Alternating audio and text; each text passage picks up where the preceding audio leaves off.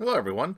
There may be times where your laptop just won't charge its battery, or the laptop won't even power on when you have no battery in it and you have an AC adapter physically plugged into the laptop. Well, what that might be is possibly your DC jack.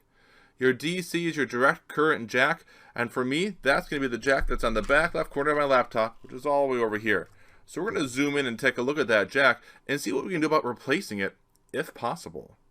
Now, the reason we say if possible, some of these jacks are actually soldered onto the motherboard, and if it's soldered onto the motherboard, you're going to need to have it replaced by someone who knows how to properly use a soldering iron as well as some other tools, possibly even a desoldering pump.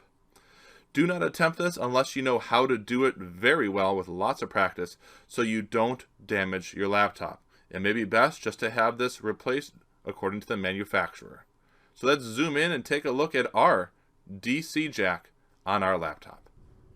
Now every laptop's going to be different, but you're going to have to start with making accessible your DC jack. For me, it required a lot of disassembly of my computer.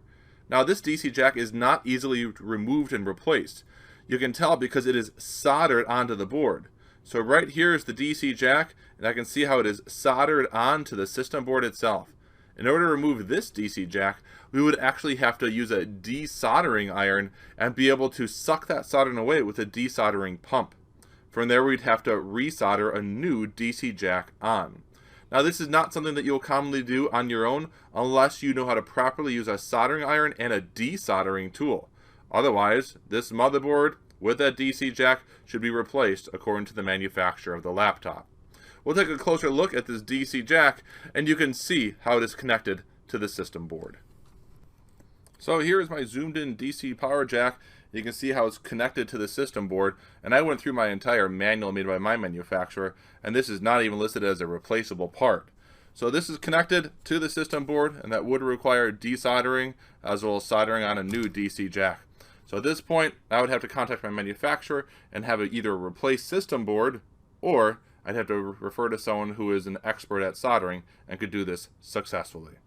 So make sure that you take your time regarding replacing your DC jack if it's possible, and please consult your manufacturer's manual for your laptop as you proceed in any direction